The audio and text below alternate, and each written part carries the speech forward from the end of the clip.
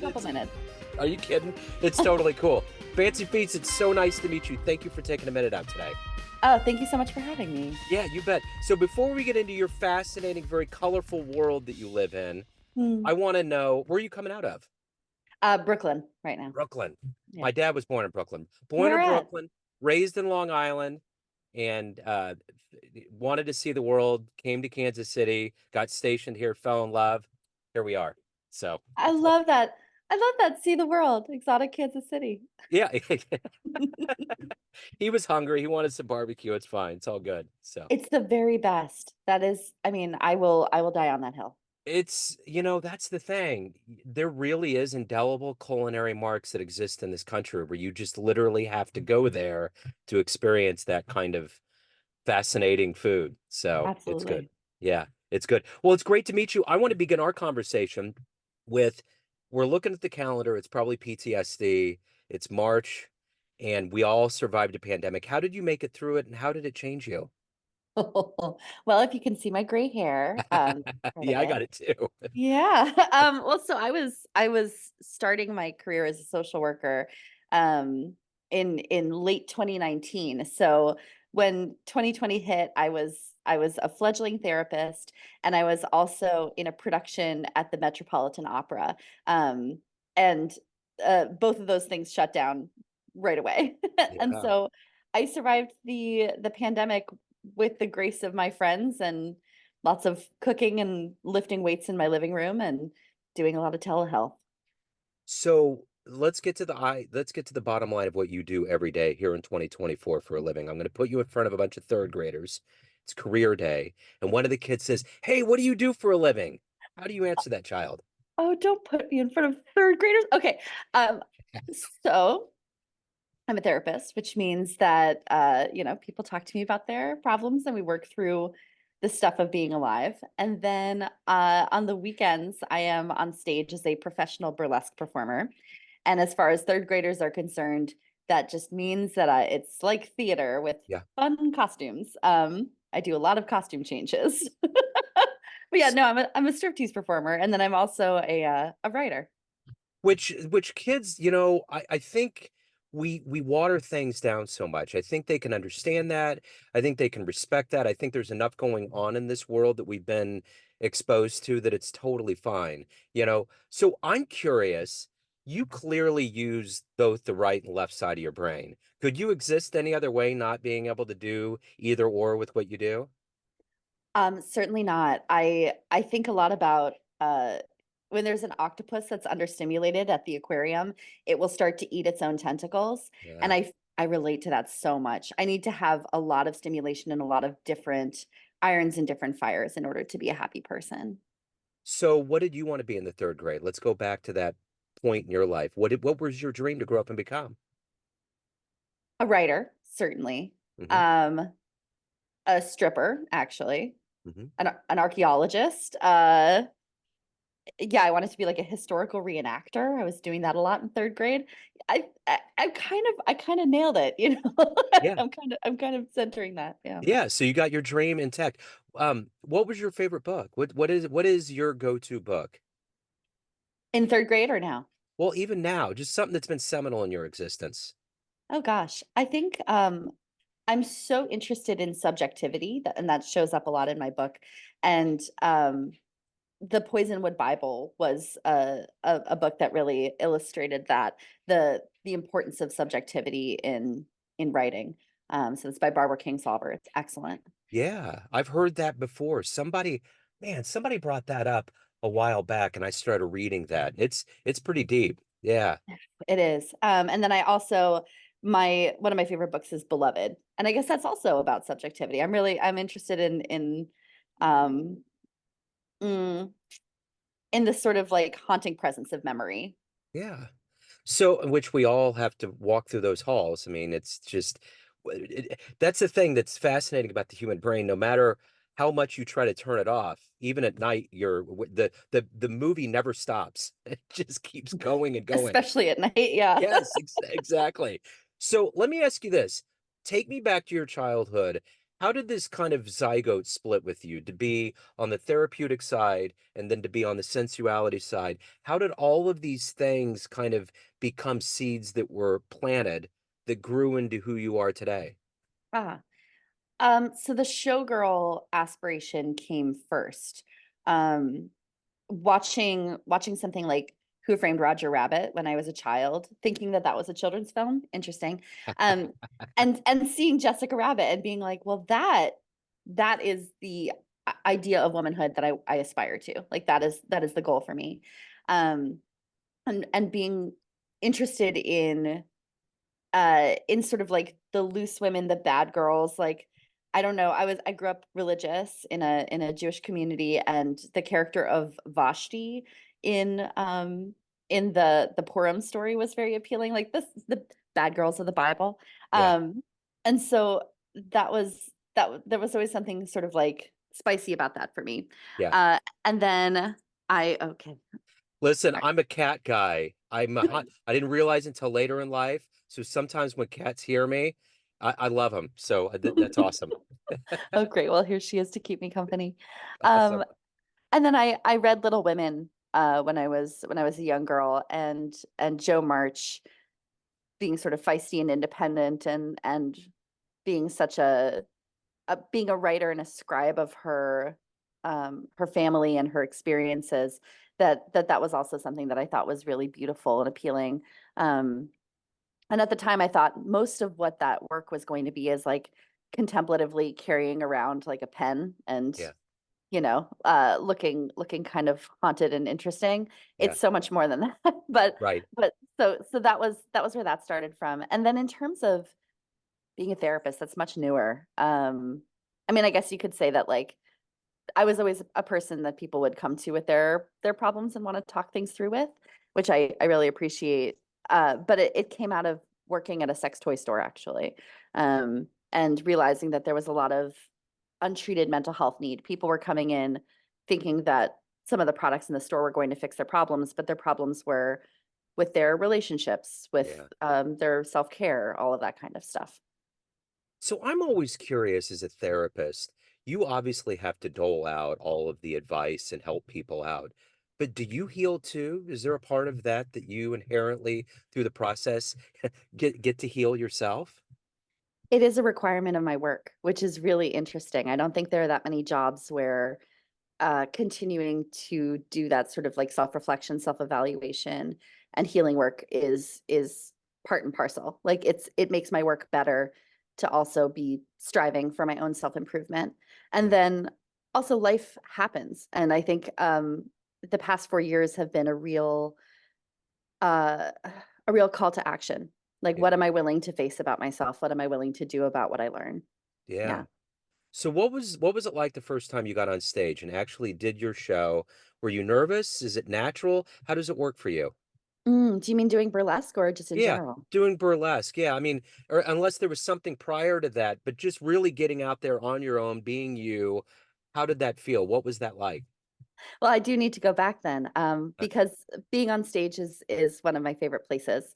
okay. I remember there was a play. I was going to like an outdoor production of Snow White with my mom when I was a little kid, and the production had been rained out since it was an outdoor theater, and so the actors didn't show up, but a bunch of people did, and so I connected with a bunch of the other kids who were there, and we put on a production of Snow White, and I played the title role.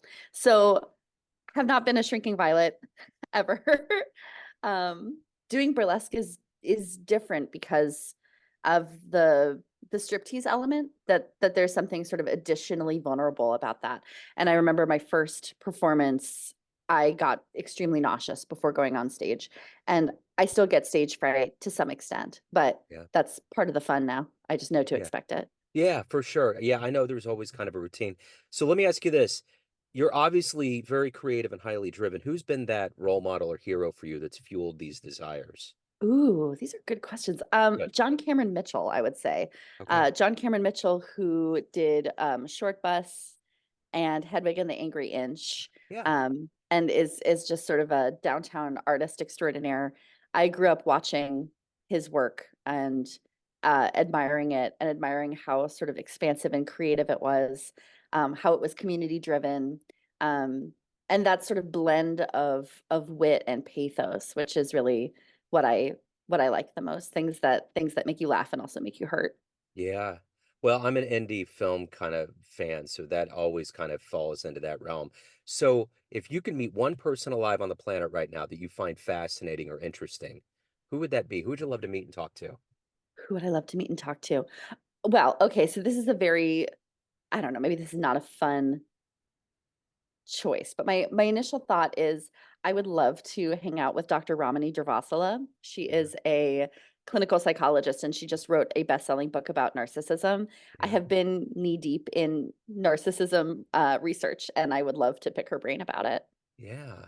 So let me ask you this. Every day you wake up, you're motivated to do all of these things that make you who you are. What is that motivation? To not only to do the job to help people, but to creatively satisfy yourself and evolve as a human.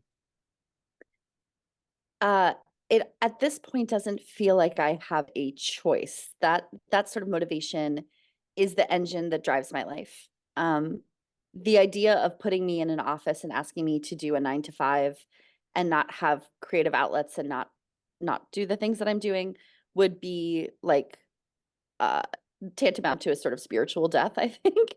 Yeah. So every day I have to sort of prove why I'm on the planet, and whether that's to myself or to my community or whatever, like maybe that's for my own therapy. Um b- I I demand I demand it. I demand the work. I demand the sort of momentum. Yeah. It really helps me understand why I'm alive. What's your cat's name? This is Agatha. Agatha. That's a good looking cat. The vibe's so nice. I can sense it. I'm Jones to have a cat around me right now. So I'd give her to you if I could. So let me ask you this. Of all of the things, of all of the professional pursuits that you've been involved with, what's been one of your best success stories? Maybe one of your best Mm. stage performances, one that always puts a smile on your face, and obviously for confidentiality, I mean, you can't release names, but what's been one of your breakthrough cases that you've been involved with? Yeah. So in terms of my performing life, I would say I peaked when I won Miss Coney Island. I'm Miss Coney Island 2016, and that was uh it's an art pageant that doesn't mean very much except for the people that it means something to, and then it's very important. Yeah. And it was the sort of thing where I was like, I'm not competitive. This is just for fun. And then the second I stepped on stage, I was like, I will win. This is it. Um, and I made work that I was really proud of, and I got to present it to an audience of my peers and my community, and to be recognized for that. And that felt really, um, really special, really important, and has changed the course of my life since. Because everybody, now that I have a title, people take me seriously. It's very funny. Yeah. Um, and then in terms of like my therapeutic world, um, one of my graduate internships was as a court advocate. So I was going to Rikers Island and to the New York City jails and meeting with incarcerated people to then represent them in court, um, alongside their legal team. So to say, hey, this person is more than these alleged charges. This person is more than who they were on their worst day, and to advocate for their positive qualities and to argue for them to get out of jail, or to have like a more sort of humane disposition to their case. And that was astonishing. Being able to show up in court, talk to a judge, and then have somebody released from jail the next day. Yeah. That's sort of making that kind of change felt extraordinary. It felt Yeah. like I was doing something that actually made a difference. So you have to dole out good advice to people. What's the best advice you've ever gotten? I don't give good advice. I actually don't give advice at all when I'm, when Oh, okay. I'm All right. working. Well, then I'm that's a good answer. Yeah, I'm anti-advice, because I think people resent it. If somebody doesn't take my advice, uh, then there's already a sort of power question that's been created. If somebody takes my advice and it doesn't work out, then I have become suspicious. But in terms of the advice that I've received, I think uh, I think tapping into intrinsic intuition is something that I will talk myself out of again and again and need to be reminded of again and again. I Yeah, will intellectualize things, I will put them into logic and think that if I can understand them, I don't have to feel them. yeah, Doesn't work that way. yeah, yeah. So let me ask you this. If you had a dream tonight, you ran into the 18-year-old version of you, Mm, you could give that young version of you a piece of advice based on the life you've lived, the wisdom you've gained. What mm. advice would you impart on your young version? Uh, buy some bonds or, start your Roth IRA a little early. That's right. Oh man, amen. Are you I kidding? was, oh my God, I blew it. I like blew it on vintage dresses. Like, no, don't do that. The stupidity of youth. Yeah, I mean, there's just so many things that go into that. So, of all of the things that you've done and become and evolved to in your life, what are you the proudest of? Hmm. I'm proud to be kinder than I was. I think if you met me when I was 14, 18, whatever, a lot of my defenses uh came off as a kind of callousness or kind of cruelty. And I've experienced some hardship since. And instead of it making me a harder person, I've chosen to become softer. And Yeah. that's something that I feel really proud of. So, we get off this call, time machine pulls up in front of your house. You can go anywhere in time and see one event in human history. What would you love to see with your own eyes? Okay, so this now I'm a sci-fi person, so now I have follow-up questions. Is this sort of like a Ray Bradbury kind of time machine situation? Am I going to mess up the events of No, no ripple, no ripple. This is but just I also can't affect anything? if you want to, let's do both. Let's make a duality here. Okay, so I would like to stop the burning of the Library of Alexandria. Okay, that's Yeah. good. Um, but if it's Hmm. simply to witness, oh my God. And I'm not gonna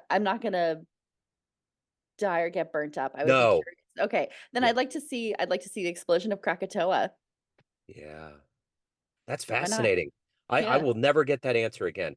So at the end of the day, everyone has a perception of you. Family, Mm. friends, clients, all of your fans, but you run the show. What's your perception of you? Who do you think you are?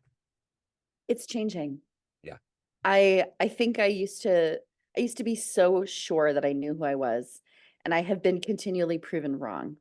And so I guess the sort of revised version is I am a person who can accept edits. Yeah. I like that. That's that can be on a that should be on a bumper sticker. That's a great quote. I dig it. Well, So if my if other work doesn't work out, I'll do that. right, that's what I'm saying. Yeah. Yeah, So the cat was done. Like, I'm done with this. she's out. So if anyone wants to reach out, see your show, learn more about you, anything in your orbit, where's the best place to go? Absolutely. Unfortunately, Instagram is probably the best place to go for me. So Right. at Fancy Feast Burlesque, all one word, is where you can keep up to date with my performances and things like that. There's also a link in that bio to my book. So if somebody's interested in purchasing my book, which is available in bookstores everywhere, they can also click the link and have it easily available there. So I don't want to be cliche here, but when you hear Fancy Feast, you think of the cat food, and you had a cat in your lap the whole time. What an apropos thing to happen. It's lovely. Fancy Feast, this has been so nice. Thank you so much. I paid her, so yeah, I she know, yeah, yeah. and she should, yeah, that should happen for sure. It was a good partnership. Thank you so much for your time, for your story. This has been wonderful. It's great to meet you. I appreciate it. Thank you. So nice to meet you too. Thanks for having me. You bet. Thank you. Take care.